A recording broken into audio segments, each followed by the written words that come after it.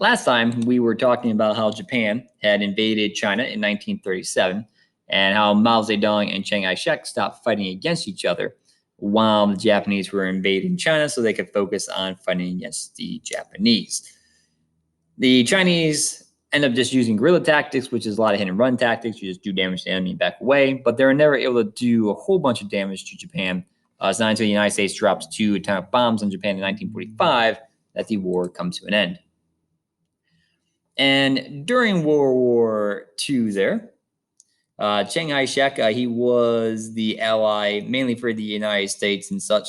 So we did give him money and weapons to fight against the Japanese. However, a lot of the money given to Chiang Kai-shek ends up in his personal bank account and started buying war materials. So it turns out that Chiang Kai-shek doesn't end up using a lot of the money that we gave him to really fight against the Japanese like how he was supposed to.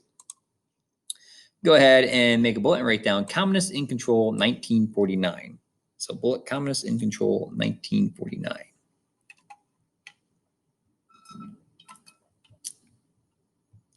So the Communists end up taking control of the country by 1949. How does this happen? Well, first part that ends up happening is that Chiang Kai-shek had wasted a lot of the foreign economic aid that we had given him. So make a 1 and write down Chiang Kai-shek's nationalist government wasted foreign economic aid.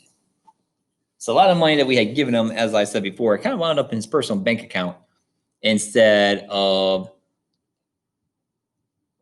buying weapons that we were giving him money for to fight against the Japanese. And when he was low on money during his war against the communists after World War II, he also didn't really use all the money all that wisely that we gave him to fight against the communists. After number 1, make a 2. 2, Manchuria taken over by communists in 1948. So after World War II, the communists and the nationalists, they're fighting against each other. So Mao Zedong group, the communists, and Chiang Kai-shek's group, the nationalists, they're fighting against each other. And the communists eventually end up going north, and they end up taking over Manchuria.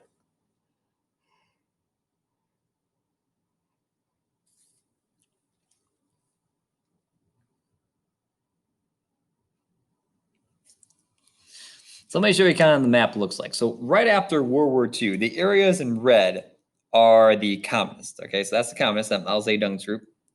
The dark blue down here was the territory controlled by the nationalists. Okay, so the dark blue was the nationalists. So that's the areas they controlled. The light blue wasn't really controlled by anybody. The blue up here was Inner Mongolia. This is Tibet.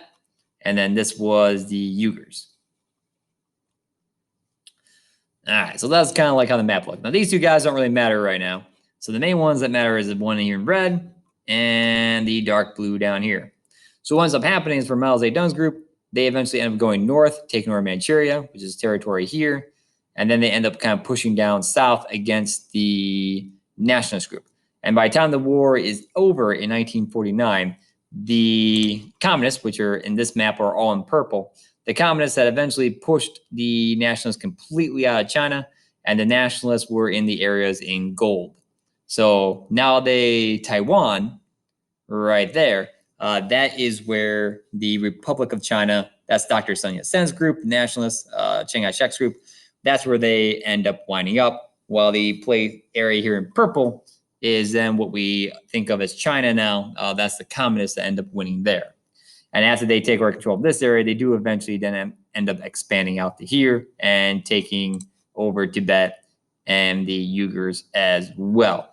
China claimed that Tibet had only been an independent nation since 1912. So when they brought it back under control, that they were simply just bringing a rebellious territory under control. Same thing with the Uyghurs as well. It's like, whoa, they only gained independence in 1912 in the Qing Dynasty, so they've always been a part of China, and we still have claims to those areas. All right, go ahead and make a 3 and write down Chiang Kai-shek and nationalists retreated to Taiwan. Also called Formosa, but yeah, let's call it Taiwan there. There we go. So Chiang Kai-shek and nationalists retreated to Taiwan.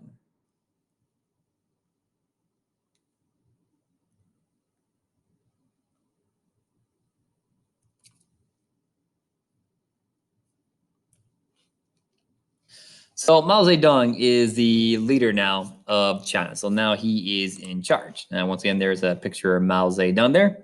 And he's going to be leader of China from 1949 to 1946. Go ahead and make a four. And a forward line, we're going to write down Mao Zedong and then equal sign. So we're going to make a four. Mao Zedong, equal sign, leader of China, 1949 to 1976. So once again, four, Mao Zedong, equal sign, leader of China, 1949 to 1976.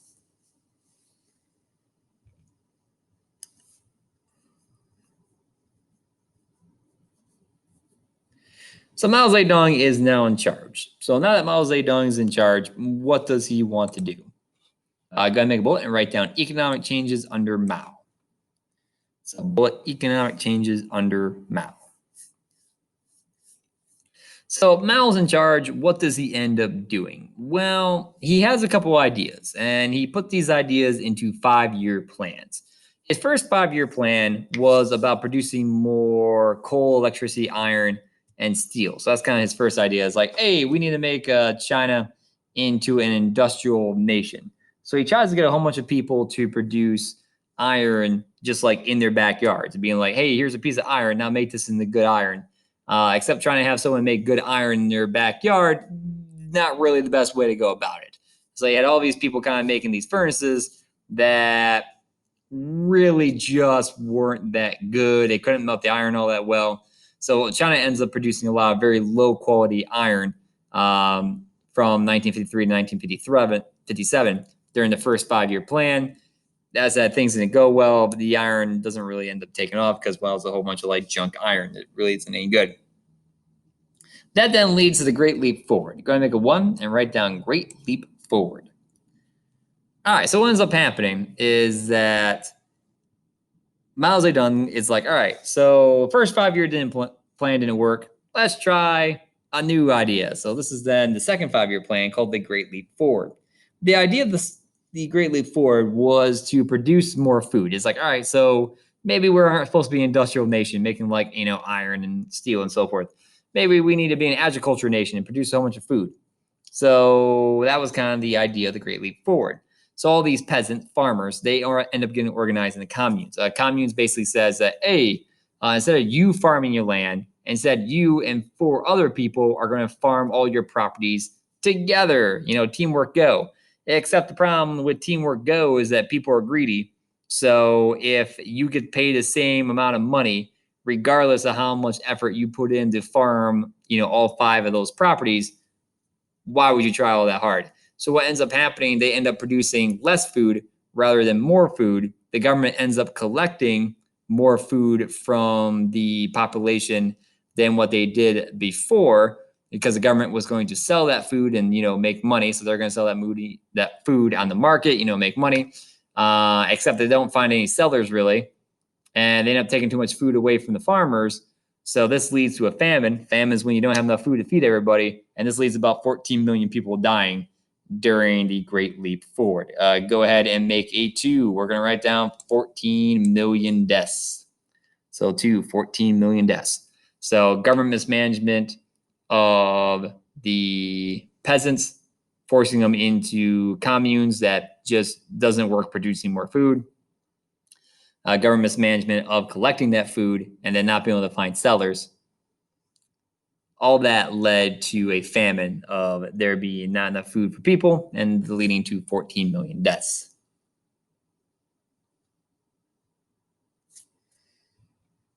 Go ahead and make a 3, and we're going to write down peasants organized into communes. So Great Leap Forward, peasants organized communes.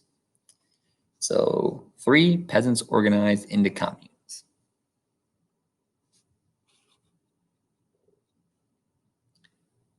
Let's go ahead and stop there.